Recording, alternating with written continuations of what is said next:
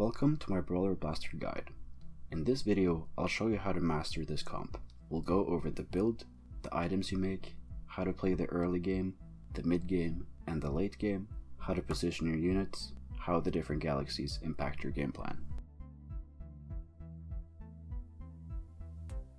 The build is not too flexible as there are only 4 brawlers and 5 blasters in the game. We choose to run Graves over Lucian as Lucian doesn't give you a lot.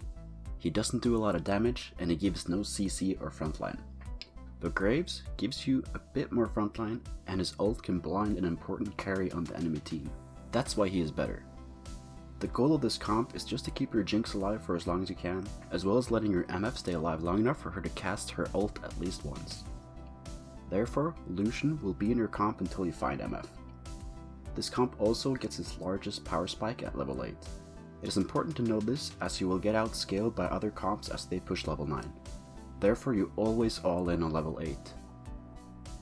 At level 9 you add in either Kayle or Kai'Sa for Valkyrie buff, Aurelion Sol for the Rebel buff, or if you can make it demo spat, adding in GP will also help you out.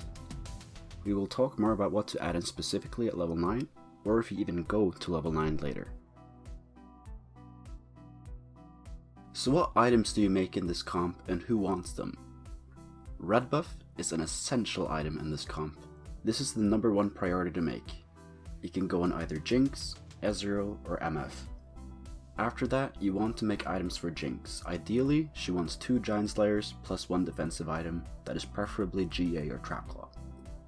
You need at least 1 Giant Slayer for her to work, but if you can't make 2 of them, the 3rd item on her is either Runon's Hurricane, red buff, if a lot of people are running Vanguard, a Last Whisperer, or if you get dropped a ton of bows, RFC is okay on Jinx as she never has to move.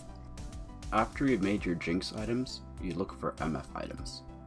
If you can make another Trapclaw, put it on her as you can leave her in the corner safely. After that, she uses a lot of different AP and mana items, although my favorite are Deathcap, Morello, Spirit Sojin, and Hand of Justice. If you have items left over, you either make tank items for frontline or a Sword Breaker on Ezreal. Sword Breaker is good on blasters as you can get multiple disarms during a fight. The best tank items for Cho are Bramble Vest, Dragon's Claw, Locket, or Redemption. Vi wants a Frozen Heart or an Ionic Spark. I want to note that every lobby is different. If there are a lot of Cyber players and Darkstar players, you want to prioritize Bramble Vest as it will block all additional damage from critical hits from Irelia and Jhin. But again, prioritize red buff and 1 Giant Slayer every time. After that, the next item priority can vary on the lobby. Most of the time though, you will prioritize red buff, Jinx, MF, then frontline.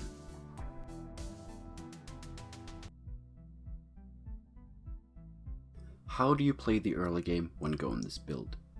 If you haven't seen my early game guide, definitely go watch that to get a deeper understanding of how to play the early game, link in the description. But I will go over it here shortly. Carousel priority is Chain Vest, BF Sword, Bow, then Giant's Belt. After that, pick up the units you need for your comp like Malphite and Graves. Early game, you will try to play your strongest board, but my favorite is 3 Cybers, 2 Blasters with the red buff on Lucian. Try not to put items on Malphite or Graves as you will have to remake them later. Other strong early game boards are Xayah or Caitlyn carry, Space Pirates with Darius, or if you find Xin Zhao, he can carry as long as he has Protector buff. I want to advise you not to force Brawler Blaster if you don't have items for it and can't find the units early.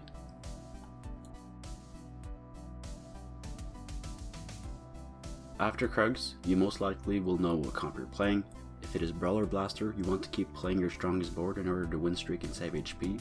If you are on a 3+ win streak, level to 6 on stage 3-2. If you're not on a win streak, level to 6 on 3-2 as long as you stay above 30 gold.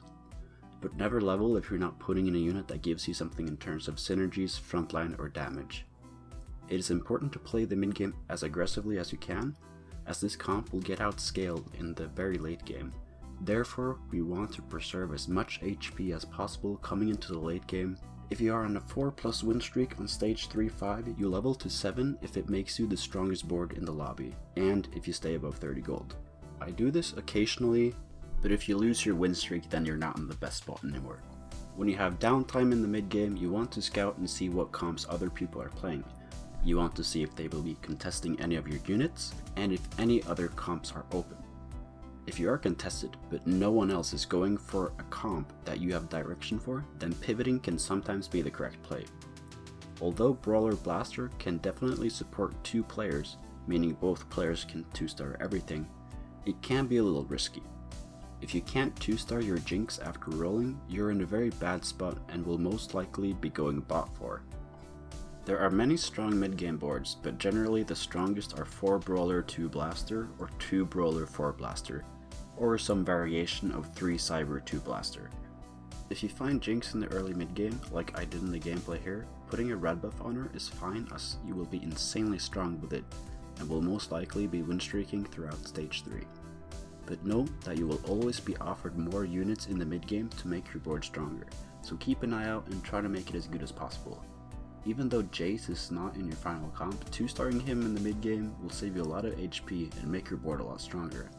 Even though you lose 4 gold when you sell him, you still have enough HP for it to be worth it.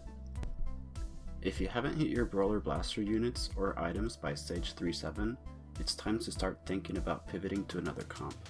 Comps that use similar items and units are Rebels and Cybernetics. It is important to also know that if you haven't hit your units, don't roll for them at all on stage 3. When you get to stage 4-1 after Wolves, you always want to level to 7. If you are really weak and low HP, typically if you have 1 to 2 2-stars, and you are below 40 health, you generally want to roll at 7 to hit at least Jinx 2 plus at least 2 to 3 other 2-stars in order to stabilize. Most of the time you will level to 8 on 4-3. Here you want to 2-star everything, but you really need to hit Jinx 2, Cho 2 and Vi 2. Roll to 0 if you have to. Do not donkey roll on 4-5 and 4-6. Save up your gold to stage 5-1 and then roll again to hit everything. And don't try to keep rolling for Malphite or Graves 2. Those are more icing on the cake rather than a necessity. Also note that hitting MF2 on level 8 is hard, and you normally need to roll through about 150 gold consistently to 2-star her every game. After you have rolled on 5-1, you need to choose to either go level 9 or stay level 8 and try to 3-star Jinx. If you are uncontested, 3-star Jinx is the play most of the time. But if you are contested by either a Rebel player or another Brawler Blaster player, then don't go for Jinx 3 and go to level 9 to find MF2 and add in either ASO, Kale or GP. This is because there are only 12 Jinxes in the pool, and if one other guy has Jinx 2, then it's almost impossible to do. But if you end up trying to 3-star Jinx, you need to have the HP and gold to do it. You need to roll through about 65 shops to find 9 Jinxes, and you need 36 gold to buy them all. In total, going for Jinx 3 will cost you around 165 gold to consistently do it every game. You won't always get her 3-star, and that's fine, but going for Jinx 3 is the play that gets you the most first places, and going to level 9 gets you more top 4s. What you add in at level 9 depends on who your biggest carry is and what items they have. If you didn't get any defensive items for Jinx, then you want to add Rebel to give her more survivability with a shield. If you have sick MF items, add in Kale for Valkyrie, and if you have a demo spec, then adding in GP if he actually gets to cast his ult before dying. If you 3-star Jinx, then go to level 9 and add in any Rebel unit to give Jinx more shield and more damage. Lastly, we will go over how the different galaxies affect your game plan. On Treasure Trove, you will get a lot of items, so don't put red buff on Jinx or MF, as you can almost always get perfect items for them. Put red buff on Ezreal instead. The Star Cluster Galaxy doesn't change anything except that a free 2-star Yasuo Xin or Lucian can carry your Jinx items well. On Lilac Nebula, you try to get Jinx off the carousel, but if not, go for a normal carousel item priority. If you get a bad item component on the Jinx, you can just bounce it off like I'm doing in the gameplay here. In the Nico-verse, you either use Nikos to double Nico Jinx if you find her in the early mid-game, or you double Nico MF to instantly 2-star her. Or if you're going for Jinx 3, then use the 2 Nikos to get Jinx 3 faster. In the Medium Legends Galaxy, Brawler Blaster isn't as strong here, as people generally have enough health to go level 9 and outscale you. Additionally, reroll comps are stronger on this Galaxy, so it's a lot harder for Jinx to get that first kill to ramp up her ability. So avoid playing Brawler Blaster here unless you high roll them early. On Super Dense Galaxy, it is less punishing to roll at 7 as you can fit 4 Brawler, 4 Blaster. You will have to run Lucian instead of MF on level 7 though. At level 8, add in a Rebel or Kayle.